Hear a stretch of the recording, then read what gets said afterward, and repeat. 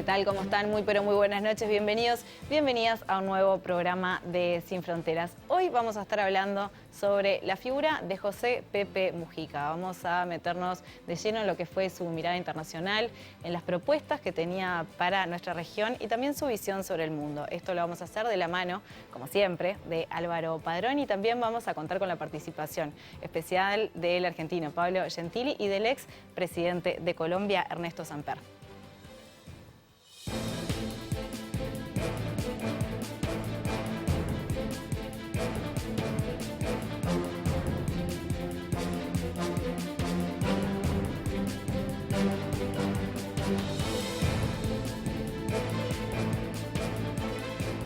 Y comenzamos, como siempre, recibiendo a nuestro analista internacional, Álvaro Padrón. Álvaro, bienvenido. ¿Qué tal, Maite? ¿Cómo estás? Bien, bueno, vamos a estar haciendo un programa especial, ¿no? Recordando a Mujica. Tú eras muy cercano a él, poniendo, como siempre, nosotros el foco en lo que es la mirada internacional y las propuestas, ¿no? Sí, nos debíamos este programa, ¿no? Y creo que mucho de lo que hemos podido compartir con la audiencia en estos años ha interactuado con el pensamiento de Mujica, así que con dos grandes amigos, Pablo y Ernesto, creo que vamos a poder cumplir ese objetivo que teníamos de... Así como hicimos, ¿te acordás el programa con el libro, no? Sí, con Caetano. Sobre su pensamiento internacional, creo que hoy podemos tener allá unos días de haber dejado Mujica, en fin, de compartir con nosotros, poder tener un poquito de él todavía aquí en nuestro país. Vayamos a por eso entonces, ya recibiendo por Zoom a Pablo Gentili, ejecutivo senior de CAF, del Banco de Desarrollo de América Latina y el Caribe, y exsecretario ejecutivo de Claxo. Pablo, muchas gracias por estar con nosotros. Hola Maite, hola Álvaro, ¿cómo están? Gracias por invitarme otra vez a Sin Fronteras. Gracias a vos por estar. La idea es que te tenemos allá, pero que esta sea una charla entre los tres. Álvaro, comienzo contigo. Ya lo sabemos y lo hemos dicho muchas veces que Mujica se transformó en una figura, sin lugar a dudas, internacional, que trascendió fronteras, una figura mundial, ¿no? Pero él se puso un objetivo especial, del cual hablamos en este programa también, que tenía que ver con con impulsar un nuevo proceso de unidad, ¿no? para nuestra región. De hecho, hubo reuniones sobre eso, también lo conversamos acá. ¿Cómo fue que se gestó esta iniciativa? ¿Por qué la tomó Mujica? Sí, tenés razón que Mujica fue un personaje internacional desde hace mucho tiempo, ¿no? Se había conquistado de alguna manera esa atención en el mundo, en primer lugar por su vida, por su peripecia, por haber sido presidente, por discursos que dio, pero hoy vamos a intentar con Pablo, seguramente también con Ernesto, pero con Pablo compartimos esto casi desde el primer día, de poner el foco en algo que él le llamó el último sueño. Lo conversábamos mucho porque la idea de último ya sonaba un poco dramática, pero él insistía mucho, ¿no?, en querer hacer como un esfuerzo más, y así lo decías tú, ¿no?, una especie de nuevo intento de fortalecer a la región. Y yo recuerdo al menos el primer día que lo habló conmigo, estábamos hace casi 3 años, ¿no? Fue en octubre del 22. Estábamos en San Pablo, en el búnker de Lula, el día de la elección, un domingo. Pablo estaba allí también. Y cuando se da la noticia de que había triunfado, ¿se acuerdan que fue muy pareja la elección con Bolsonaro? Cuando se da esa noticia, bueno, era toda alegría, muchos abrazos. Pablo estaba entreverado en los abrazos con sus amigas y amigos brasileros. Y Pepe se separó un minuto y me dijo, ahora sí. Y yo me quedé un poco impresionado, era, ¿ahora sí qué? Y me dice, es que ahora sí se puede volver a intentar la unidad en la región. Y tenía una frase que para mí era muy descriptiva, ¿no? Él decía, sin Brasil no se puede, pero con Brasil solo tampoco. Y esa fue como una síntesis de un periodo largo, porque era que sin Brasil no podíamos generar una integración, y de hecho fue lo que ocurrió. Durante todo el periodo de Bolsonaro, Brasil salió del mundo, y por lo tanto la región salió del mundo. Pero lo otro era también igual de importante. Brasil solo no puede. Entonces, eso suponía tomar la iniciativa de que hubiera varios países replanteándose la idea de la integración. Y a partir de ahí, la verdad, Pepe sostenía un discurso muy interesante. Hacía 9 años que no se reunían los presidentes de América Latina, particularmente de América del Sur, pandemia mediante, ¿no? O sea, una muy buena razón para que hubiera existido al menos una comunicación, una coordinación. Sí. Nada. Entonces, ahí es donde estaba puesto el foco. Él lo ponía esto como un ejemplo de la no integración y del fracaso político. Y a partir de ese día, apenas en 2 meses logró comunicarse con casi todos los presidentes, usó mucho la asunción de Lula, que fue en enero, y se acuerdan que fue cuando participó invitado por la calle junto con Sanguinetti, y él aprovechó allí para hablar con casi todos los presidentes y pedirles que le indicaran un nombre, una persona de su confianza, para invitarlo a su casa.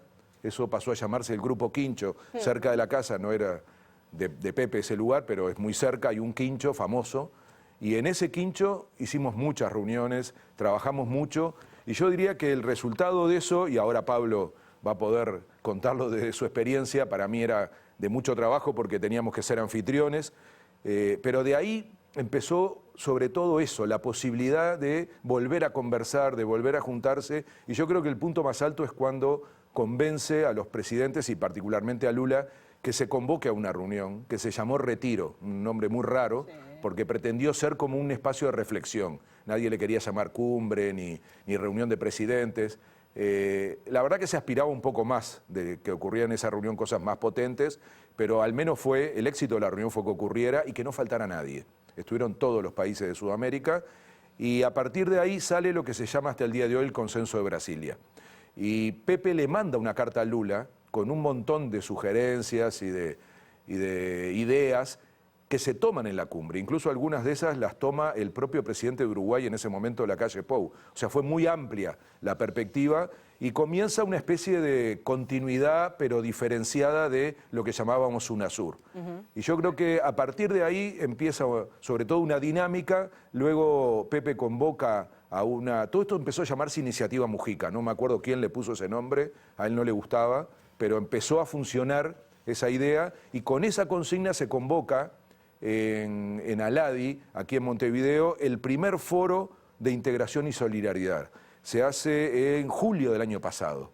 Y ahí la gran virtud, y esto va a ser interesante que lo comente Pablo, es que Pepe decía no hay que crear cosas nuevas ni instituciones nuevas, ya tenemos muchas.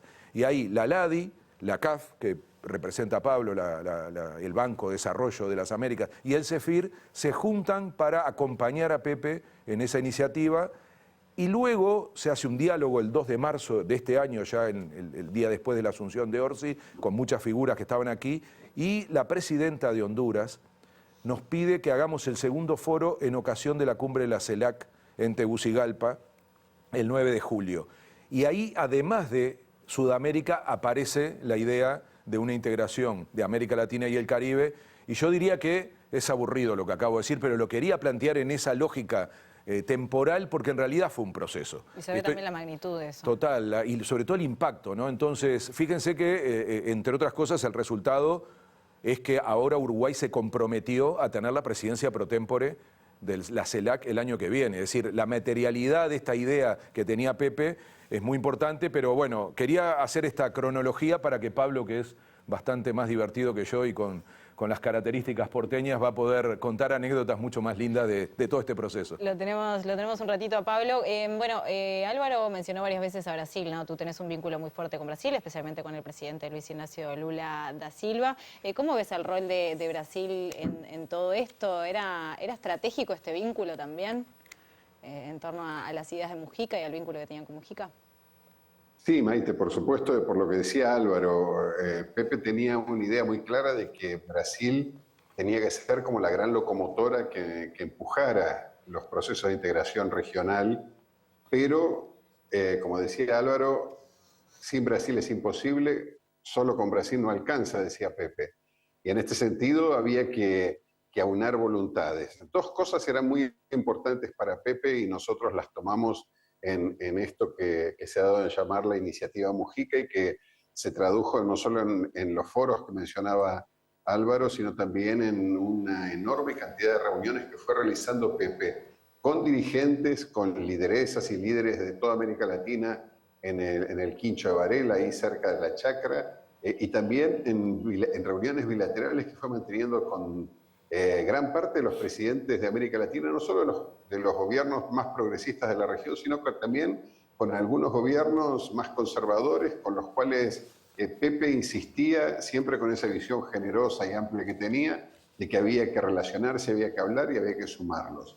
No solo a los gobiernos de partidos o de administraciones más conservadoras, sino también el diálogo con el mundo empresarial, con el mundo del trabajo, no solo con los sindicatos y las organizaciones populares, sino también con los que trabajan dentro de las empresas y en las organizaciones empresariales, que si no son invitados a participar y no participan y dialogan activamente sobre los procesos de integración, los procesos de integración van a avanzar siempre con una pata chueca. Y esto es lo que Pepe decía. Y por eso Pepe convocaba no solo a las cancillerías, él tenía una visión muy crítica sobre las cancillerías, decía una cosa muy interesante, y es que las cancillerías hacen política exterior, pero con la visión indefectiblemente de la política interior. O sea, trabajan para defender los intereses del país, y cuando se piensa en procesos de integración regional, hay que defender los intereses de los países, pero también hay que defender los intereses comunes, los intereses generales.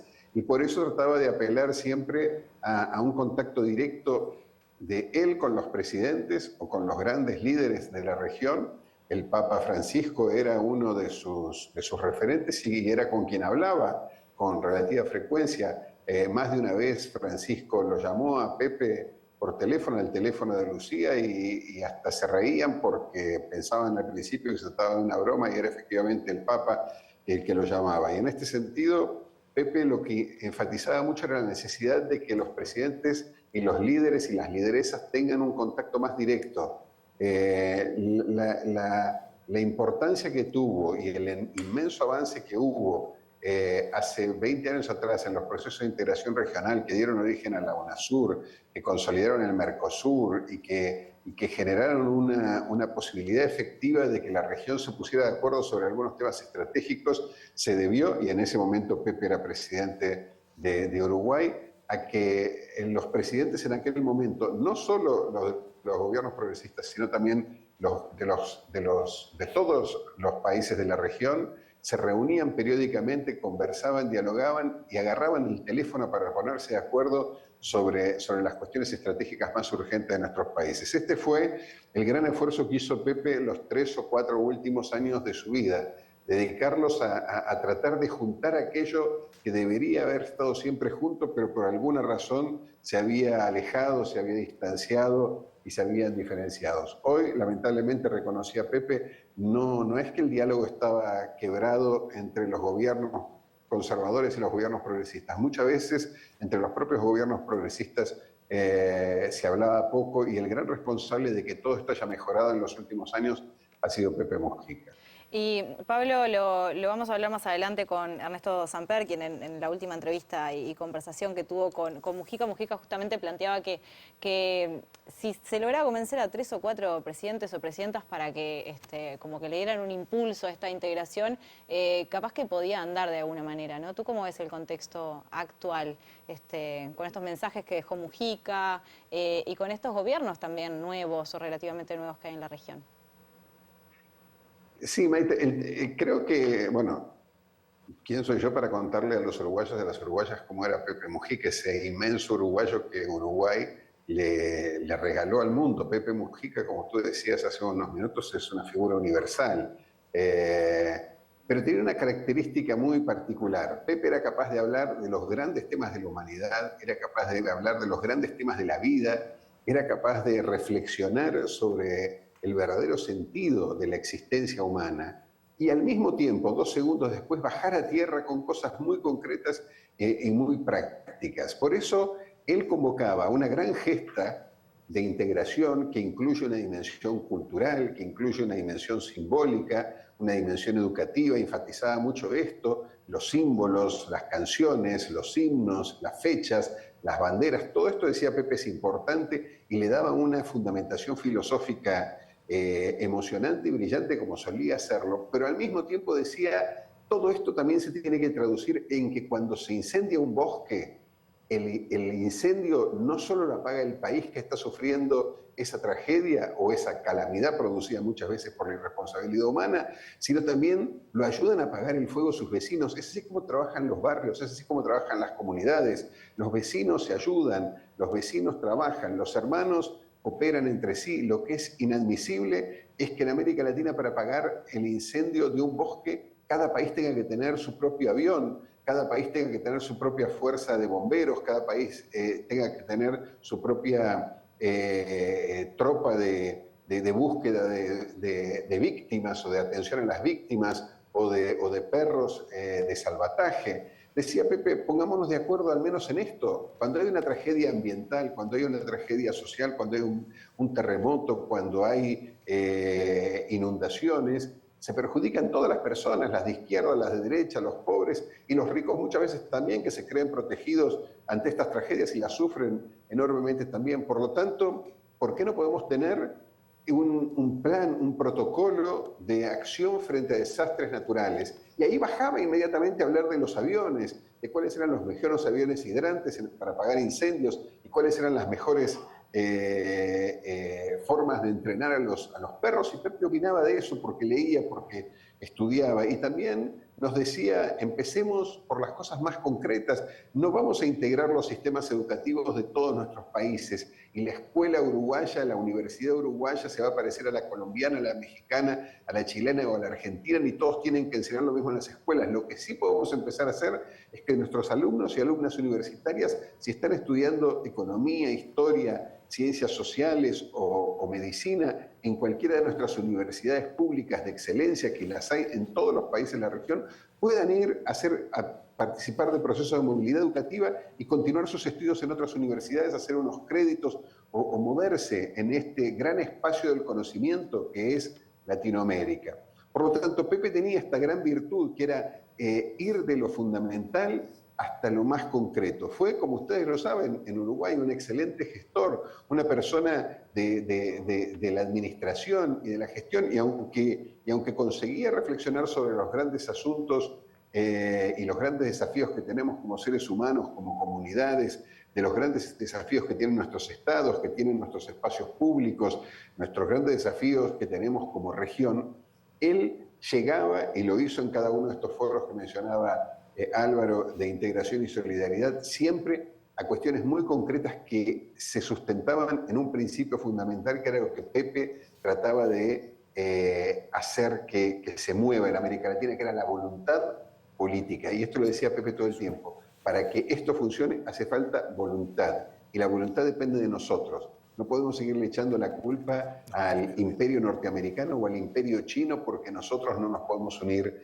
o no nos podemos encontrar puntos en común que permitan que le damos continuidad a nuestras políticas de integración, gobierne quien gobierna nuestros países. Pepe lo decía con mucha claridad, quien gobierna cada uno de nuestros países es una decisión del pueblo, de la soberanía popular de cada uno de nuestros países. Lo que no puede depender de los gobernantes de nuestros países es que se cambien políticas que tienen que ser políticas de Estado, políticas que tienen que ver con el bienestar de nuestra región y de las cuales, como decía el Papa Francisco, nadie se salva solo. Y el gran ejemplo que ponía Pepe era la pandemia. Cuando vino la pandemia, cada uno de nosotros salió corriendo a comprar las vacunas de la forma más barata y no nos unimos a pensar cómo podíamos negociar con los grandes laboratorios programas de compra de vacunas y de atención y de protección de la salud en lo que fue esta gran tragedia que fue la pandemia del COVID-19 de forma más articulada. Nadie se salva solo, decía el Papa Francisco, y este era uno de los grandes lemas que Pepe, a lo largo de toda su vida, pero fundamentalmente en estos últimos años,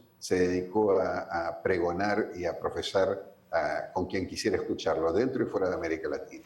Muy bien, Pablo Gentili, te agradecemos muchísimo por estos minutos y que te dejamos ir, que sabemos que tenés otros compromisos. Gracias por estar con nosotros.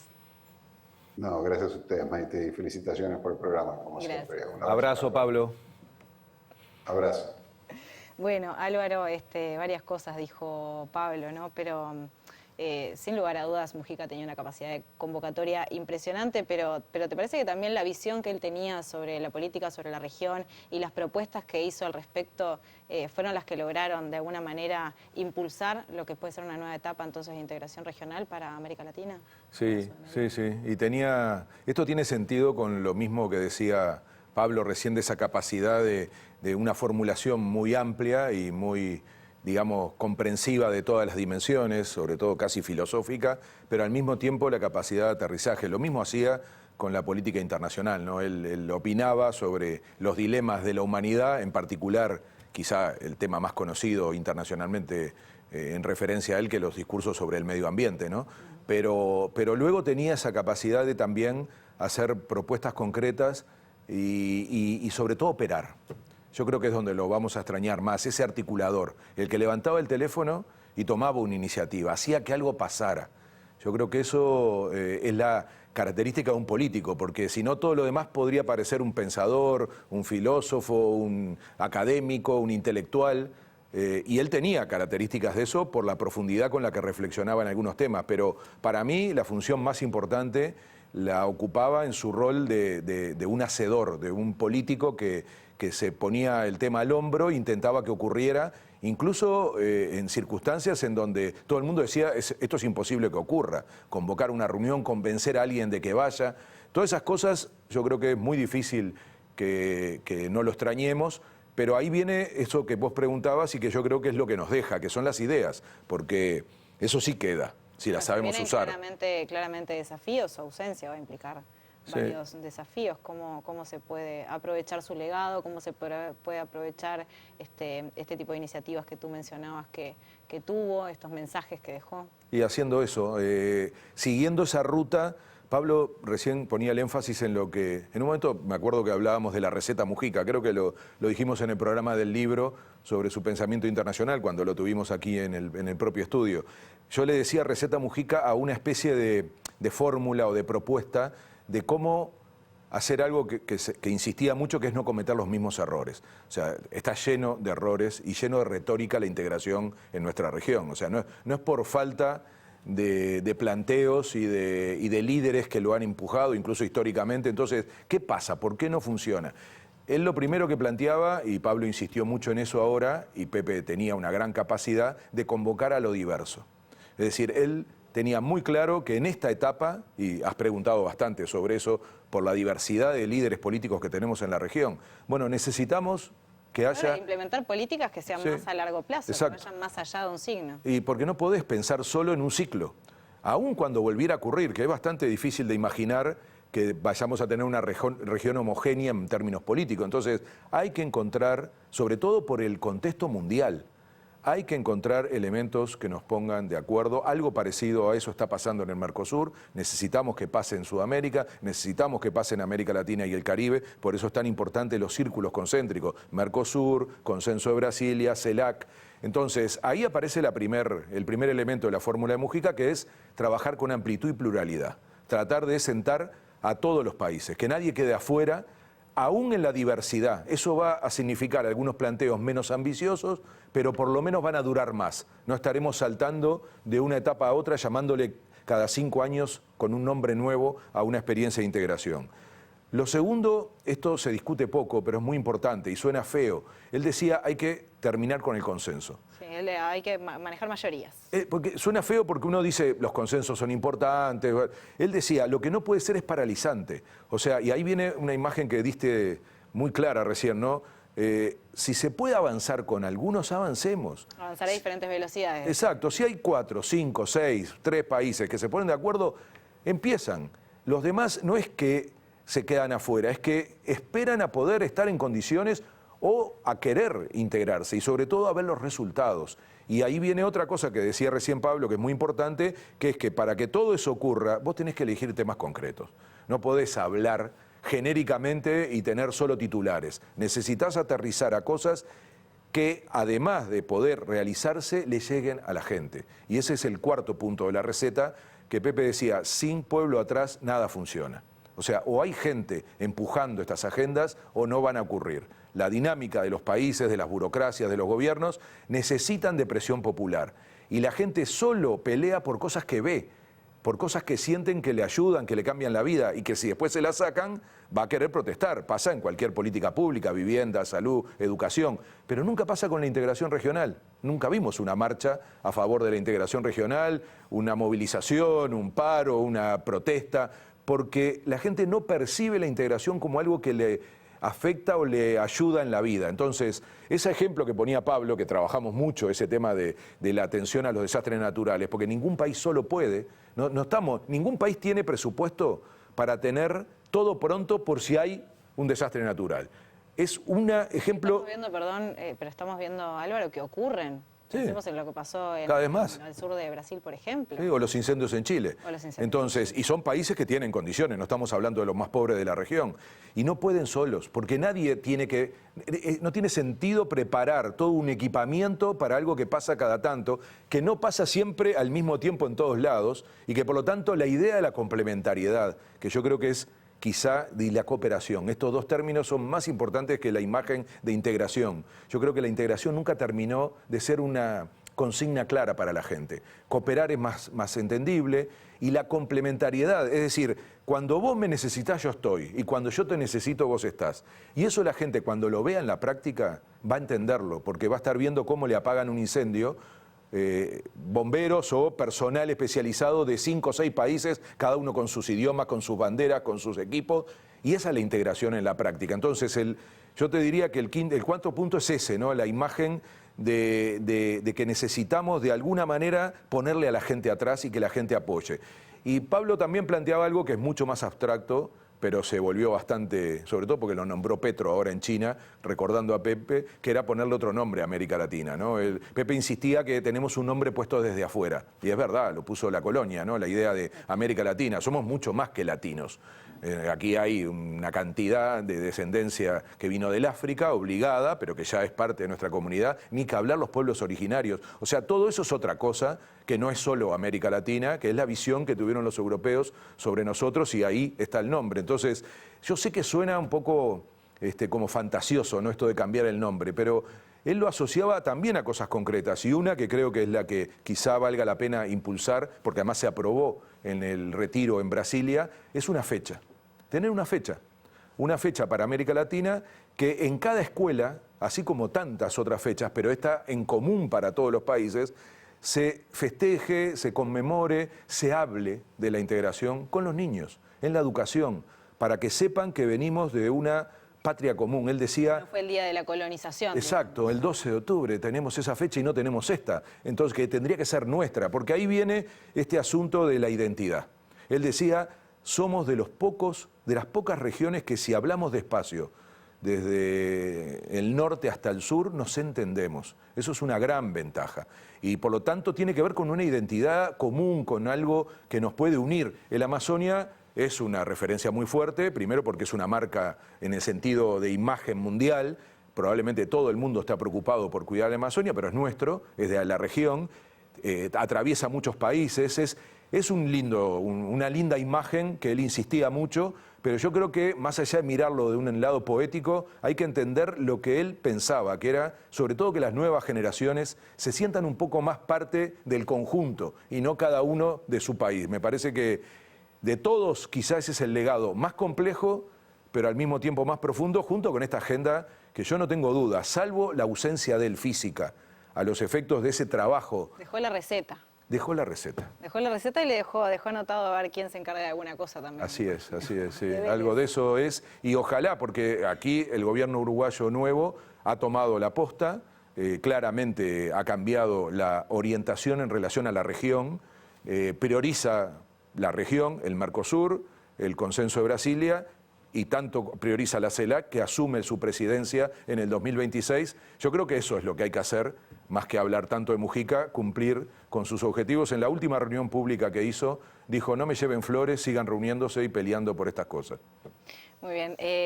Álvaro, evidentemente nosotros teníamos pendiente hacer este programa de Mujica para recordarlo, para hablar sobre su pensamiento, pero pasaron y siguen pasando otras cosas en el mundo, las cuales nos meteremos en próximos programas de Sin Fronteras. Una cosa puntual que yo quiero decir y recordar es que también falleció Belela Herrera, una mujer de una valentía inmensa, que también a nivel internacional dejó una marca para Uruguay, sin lugar a dudas. Sí, Belela otra pérdida enorme, ¿no? Porque con todas las dimensiones que tenía Belela, estás nombrando quizá la que fue más conocida, que era su actividad vinculado a los temas internacionales y a los derechos humanos.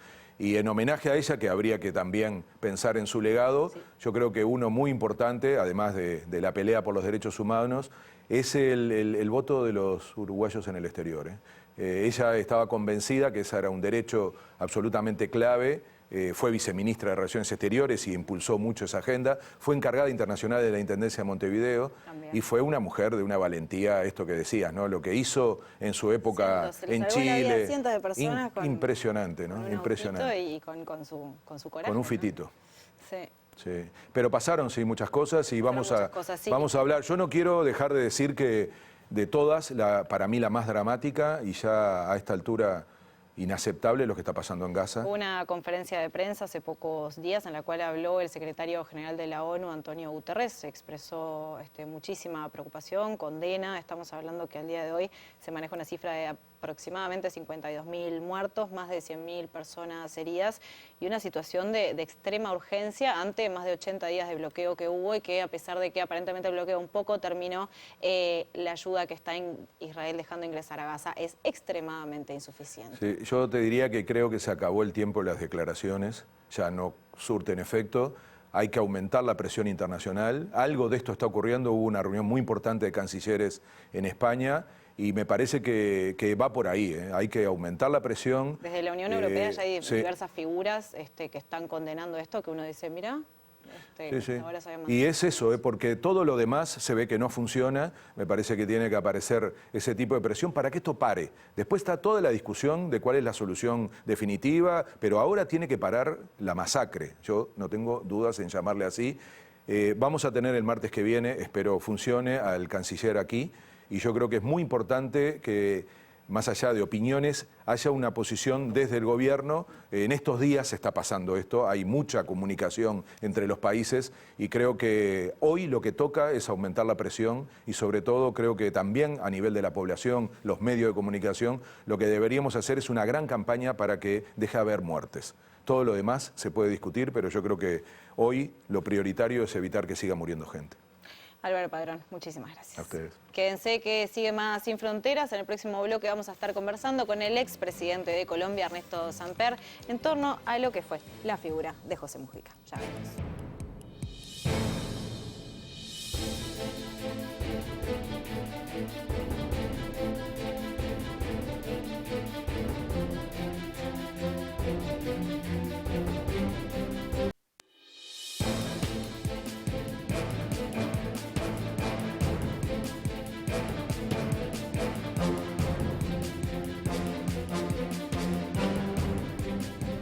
Entramos en este último tramo de Sin Fronteras y continuamos recordando la figura de José Mujica. En el bloque anterior lo hacíamos con Álvaro Padrón y Pablo Gentili y ahora es nuestro turno de recibir al presidente de Colombia, quien ocupó este cargo entre 1994 y 1998, Ernesto Samper, y quien también estuvo a cargo de la UNASUR en la Secretaría General entre 2014 y 2017. Le agradecemos muchísimo por tomarse este rato para conversar con nosotros. ¿Cómo le va?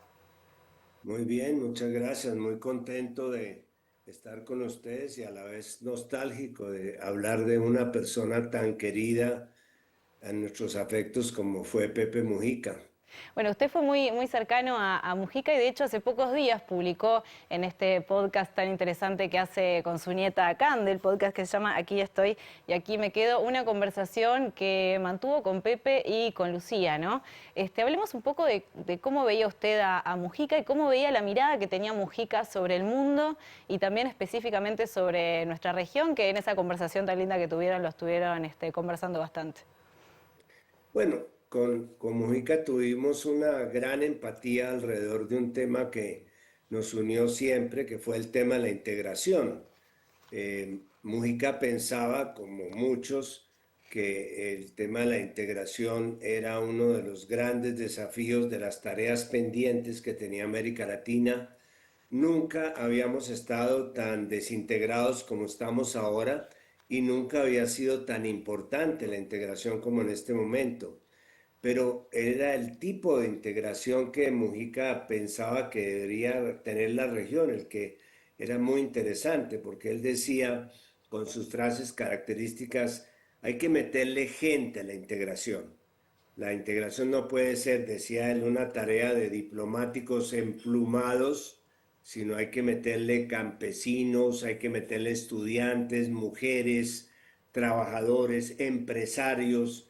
Él tenía una concepción mucho más profunda de lo que era la integración como un concepto de identidad y en eso estábamos absolutamente de acuerdo.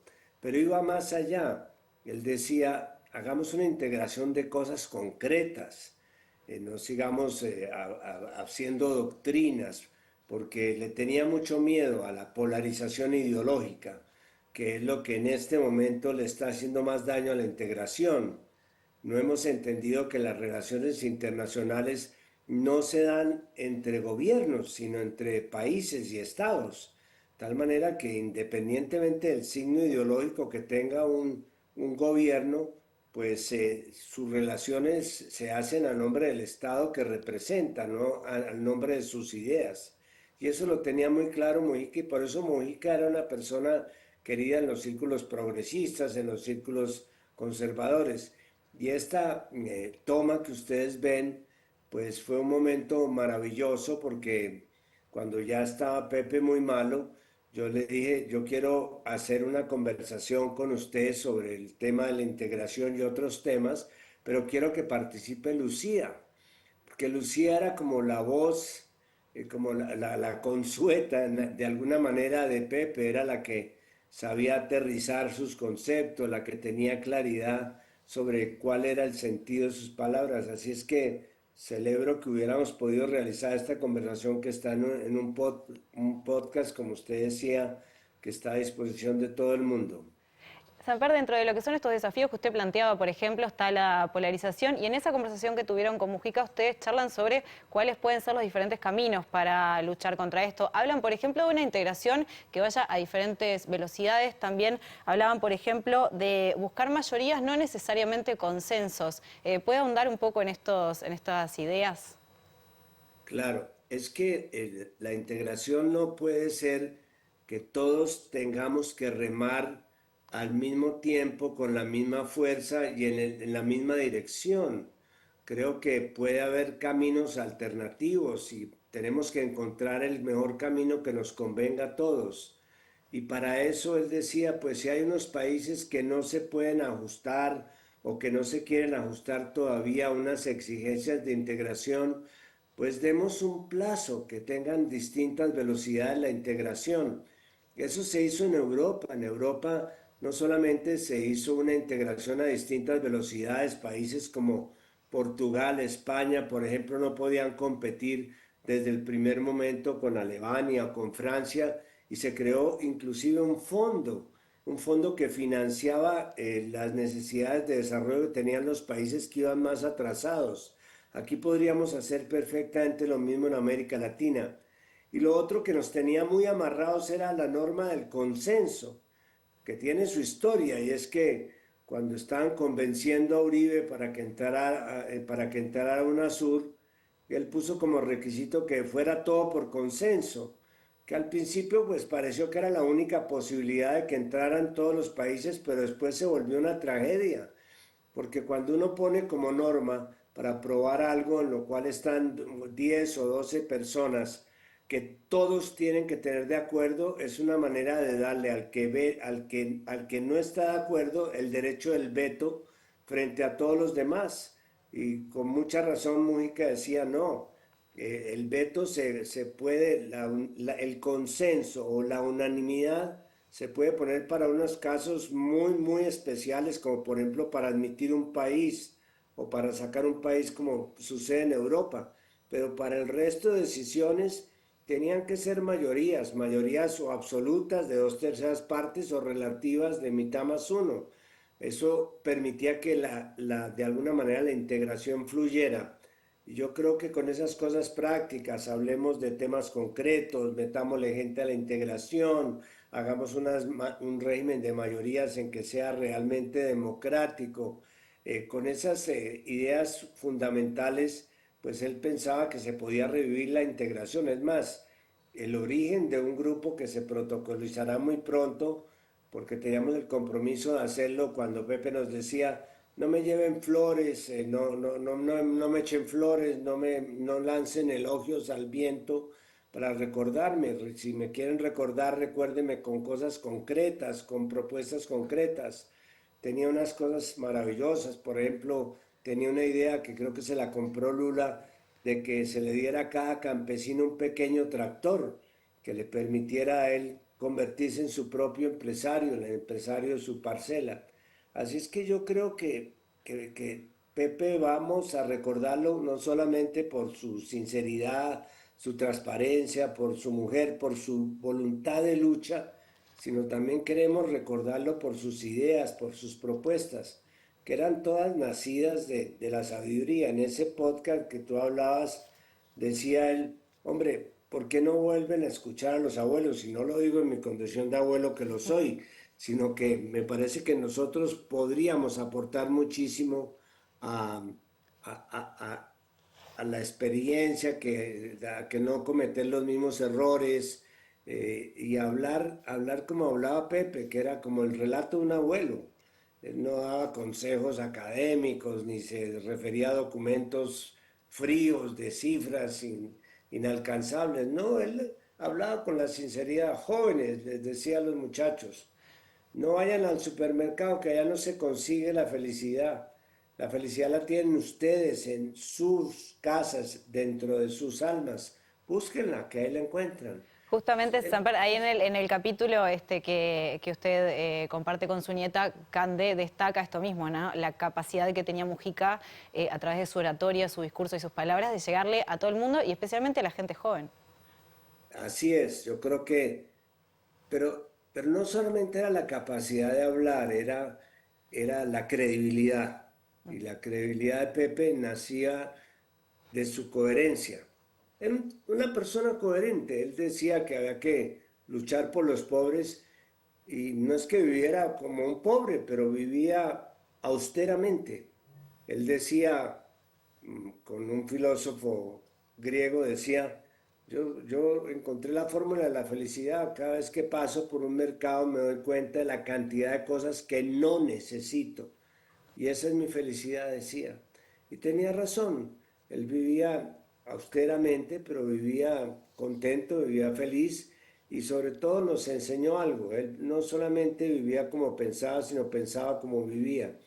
Y eso es muy importante, la coherencia en la política, porque los políticos lamentablemente hemos perdido credibilidad, con esa credibilidad hemos perdido representatividad y con esa representatividad pues le estamos haciendo daño a la democracia. Usted hace poco publicó una columna de opinión que se puede encontrar en La Jornada y también en Nodal, donde escribió lo siguiente: América Latina lleva a un peligroso camino de derechización que puede comprometer logros fundamentales ya conseguidos en materia de democracia y acentuar sus problemas de desigualdad social y crecimiento. Este pensamiento que tenía Mujica, estas ideas, ¿son de alguna manera una forma de luchar contra este estado de situación que tiene nuestra región, nuestra América Latina hoy en día? Por supuesto, América Latina tiene una deriva hacia la derecha, que no sería preocupante si esto no pudiera terminar en un neofascismo. Hay sectores de poder fáctico que están de alguna manera inclinando hacia un espacio antidemocrático el futuro de nuestros países. Con muy buena razón, Pepe pensaba que el péndulo de la historia siempre iba a tratar de llevarnos hacia el sitio que queríamos llevarnos los sectores progresistas, que era el sitio donde estaban los intereses sociales. Pero no se le ocultaba que no podemos luchar contra fuerzas como los grandes poderes, la concentración económica, la concentración de la riqueza, los procesos de lawfare para perseguir judicialmente a los líderes progresistas, que son situaciones que nos distancian de la democracia y nos acercan hacia figuras autocráticas de gobierno. Y en ese sentido, pues lo que yo señalo en el artículo es que América Latina lleva un proceso peligroso de derechización y que ese proceso podría en cualquier momento dar un salto mortal hacia el regreso a formas autocráticas como las que vivió la región, especialmente en el sur, con las dictaduras militares, de las cuales también Pepe y la misma Lucía podían dar buena cuenta de los desafueros que podían cometer. En la conversación que ustedes tuvieron, Mujica también planteaba la necesidad de hablarle y de tener el respaldo del sistema político para avanzar hacia una integración regional. Y hay un momento donde él dice que hay que buscar 3 o 4 que se pongan de acuerdo para que puedan llevar adelante esto. ¿A usted le parece que en el contexto actual que tiene América Latina, teniendo en cuenta, pienso en los gobiernos, por ejemplo, de Brasil, ahora de Uruguay, de Chile, o como puede ser también México, mirando más al norte, se puede llegar a dar un contexto donde se profundice en esta integración y se pueda dar un empuje ante esto otro que usted también estaba mencionando respecto a la democracia y a la situación de otros gobiernos de América Latina? Se tiene que dar. Creo que nosotros no tenemos excusa en América Latina. Mientras que en Europa hay 32 países o 30 países que hablan cada uno una lengua distinta, que vienen de una nacionalidad distinta, que tienen otros criterios y otras raíces de identidad. Nosotros en América Latina hablamos la misma lengua, tenemos las mismas raíces culturales, tenemos la posibilidad de entendernos a través de la música, compartimos nuestros gustos, y eso es lo que se necesita, tener una base de ciudadanía para poder construir un edificio de integración. Y creo que tenemos que insistir en ese tema porque si no, el mundo va hacia una reconfiguración de todo su mapa geopolítico. La globalización está desprestigiada, hemos confundido la globalización con la dolarización. El señor Trump está revolucionando el mundo con sus ideas y yo creo que este es un momento propicio para que América Latina encuentre su sitio en este nuevo panorama, como siempre lo propuso Mujica, que era un latinoamericano fundamental y vivía la región, la sentía profundamente, como sintió, y le hago un homenaje aquí, el tema de la paz de Colombia, por ejemplo. Él fue a convencer a los guerrilleros colombianos sobre la inutilidad del uso de las armas para conseguir los cambios. Y eso, en este momento se abrió una ventana de paz en Colombia que no hemos terminado de abrir, pero que la abrieron personas como Mujica. De tal manera que yo creo que tenemos un desafío por delante. La integración no es simplemente hacer acuerdos de libre comercio con los países ricos, la integración es construir región, y esa región no solamente se construye con dinero, no solamente se construye con comercio, también se construye con la gente. Por eso el concepto de ciudadanía suramericana era el concepto que más apreciaba Pepe, y creo que lo debemos honrar siguiendo estas enseñanzas y estas posibilidades. Ernesto Samper, muchísimas gracias por acompañarnos hoy en Sin Fronteras. Con muchísimo gusto y un feliz día para todos ustedes. Muchas gracias. Bueno, les recordamos entonces que el podcast de Samper se puede encontrar en YouTube y también en Spotify. Es muy interesante la charla que él tiene con su nieta y después la que tiene también con Pepe y con Lucía. A ustedes gracias por acompañarnos en otro programa de Sin Fronteras. El próximo martes ya vamos a tener a Jano Gabart de vuelta por aquí, así que bueno, hasta luego, que descansen. Gracias por estar.